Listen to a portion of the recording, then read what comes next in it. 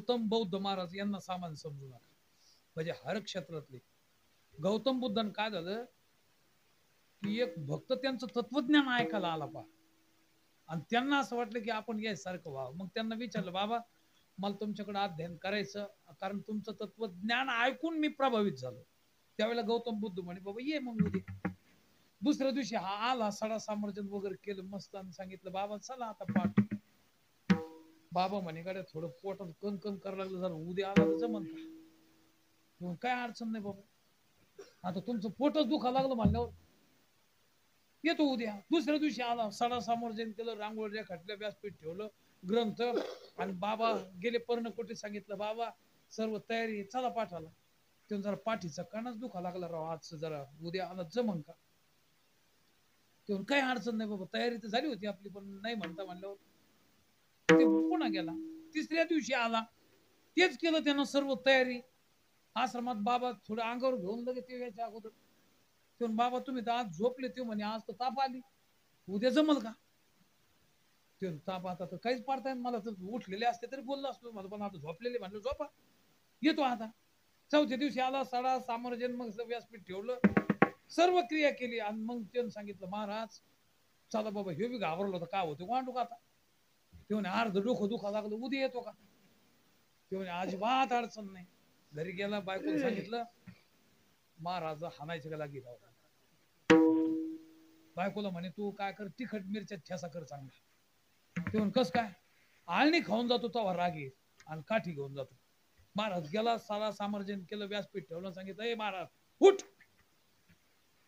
चल सांग मला पाठ. आणि मग ते महाराज म्हणे, अरे तू काठी घेऊन आला आज. ते म्हणे, मग असे महाराज कुठे असते का? अमुक दुखत आणि तमुक दुखत. वा रे वा, आपलं नेऊ आपल्या ग्रामीण भागातला गडी आडमुठच.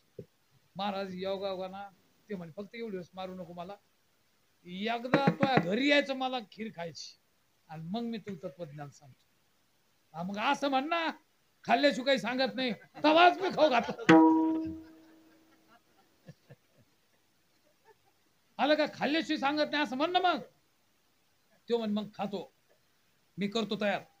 ह्यो गेला, बायकोला सांगितलं, मस्त आडमुठ होता पण श्रद्धावान होता.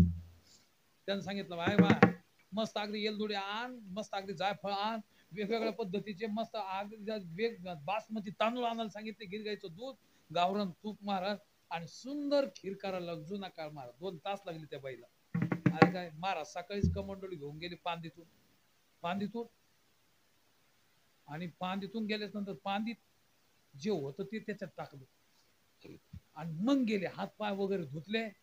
तर ते म्हणे, बाबा बरं झालं आले, माझं नशीब चांगलं, मी आडमुठ होतो, पण माझं नशीब चांगलं, तुम्ही तरी आले आमच्या घरी, कोणाच्याच घरी नाही गेले, महाराज आमच्या घरी आले. एवढा आनंद झाला महाराज. ते रांगोळ काय राखतो, हातपाय धुतले बाबाचे स्वतः पाय, हाता या हातानं. वेगवान बाबा बसायचे, बाबा म्हणजे मी बसत नाही, मी हातावर खात नाही, मी ताटात खात नाही, माया कमंडलो जेवढं बसन तेवढं खातो. ते म्हणतो, तुम्ही मानताल तसं खुशच होता. बायकोला सांगितलं, आण खीर. रातभर बाबा आम्ही दोघं जागलो. आलं का नाही, खीर केली. ते म्हणे, मग आणली गरम खीर. कशात टाकायची? ते म्हणे, कमंडलू आणा इकडे. कमंडलू घेतलं, घमकारा आला. ते म्हणे, बाबा तुम्ही कुठं हातपाय चांगले धुतले का? आलं का? ते म्हणे, हातपाय तर चांगले धुतले, मग हे वास येतो कुठं? त्याला माहितच नाही कमंडलू घे म्हणून. महाराज त्यांनी ते पाहिलं, आणि तो ताडकन उभा राहिला. ते म्हणे, हे महाराज कसं काय गाडी, आता मला काही समजत नाही.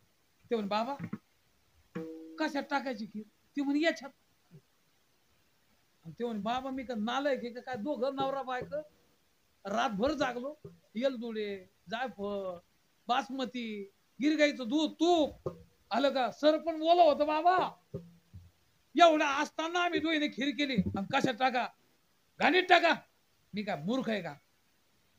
ते काय म्हणला, एवढी मोठी स्वादिष्ट आणि मागायची सुंदर खीर टाकायला या घाणीत मी काय मूर्ख आहे का? ते म्हणे, नालाय का, एवढी सर्वश्रेष्ठ असलेली तत्वज्ञान रूपी खीर तुझ्या कमंडलूत टाकायला मी काय मूर्ख आहे का? तुमच्या ध्यानात आलं का? म्हणजे तत्वज्ञान ग्रहण करण्याकरिता कमंडलू मल आणि विक्षेप रहित केलं पाहिजे. तेव्हाच तिथं तुका म्हणे चित्त करा रे निर्मळ. तुका म्हणे चित्त करा रे निर्मळ. येवनी गोपाळ राय तेथे. तुका म्हणे चित्त करा रे निर्मळ. येवनी गोपाळ राय तेथे.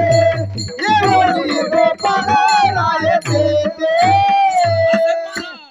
मनशुद्धीच्या मार्गीचा विजय व्हावे की तर कर्म सभा लागे आळसून नक्की जे म्हणजे ऐकायचं असेल ना तर त्याने आपलं चित्त शुद्ध केलं पाहिजे. आलं का? म्हणून मला असं वाटतं हे जे परिवर्तन झालं त्या भक्ताच आडमुठपणा केला आणि परिवर्तन झालं. मग त्याला कळलं कशामुळे उपदेश झाला. कोणता उपदेश? हा क्रियात्मक उपदेश आश्रम. आलं का? आणि आता दुसरा उपदेश कोणता होता? दीक्षात्मक. मंत्र दिला राम कृष्ण हरी. तुकाराम महाराज बाबाजी आपुले सांगितले नाम मंत्र दिला राम कृष्ण हरी. याचं नाव दीक्षात्मक उपदेश आहे. आणि अमर अमरा खरी किपा खोटे देवाची बरे देवाची बरे. तुका म्हणे खरे तुम्ही. याला म्हणतात शब्दात्मक उपदेश. आणि सामान्य उपदेश मला सांगा, पामराला सांगितलं तू शरण जा, कारण तू जर शरण गेला तर विषयी होशील. विषयीला सांगितलं तू शरण जा, कारण विषयी जर असेल तर तू जिज्ञासू होईल. आणि जिज्ञासूला सांगितलं तू शरण जा, कारण तू जिज्ञासू असला तर तू मुक्त होशील. आणि मुक्ताला सांगितलं तू ही शरण जा, कारण मुक्ताला सांगितलं तू जर शरण गेला तर भक्त होशील. म्हणजे पामराने विषयी होण्याकरता, विषयीने जिज्ञासू होण्याकरता, जिज्ञासूने मुक्त होण्याकरता आणि मुक्ताने भक्त होण्याकरता म्हणवणे शरण जावे. कोणाला जावे? देवाला. कोणत्या देवाला? असलेल्या केलेल्या देवाला, झालेल्या देवाला का असलेल्या देवाला? केलेल्या देवाला शरण जर गेले तर आपुल्या पोटाची रडती. झालेल्या देवाला जर शरण गेला संशयाची श्रेणी छेदिती ना. आणि असलेल्या देवाला जर शरण गेले नाही घडविला नाही बैसविला, कारण उगवले बिंब अद्वैत स्वयंभ नाम हे सुलभ विठ्ठल राज. अशा देवाला शरण जा. तसही जाऊ नका, सर्व भावे जा. मग काय करेल? महाराज सांगतात Oh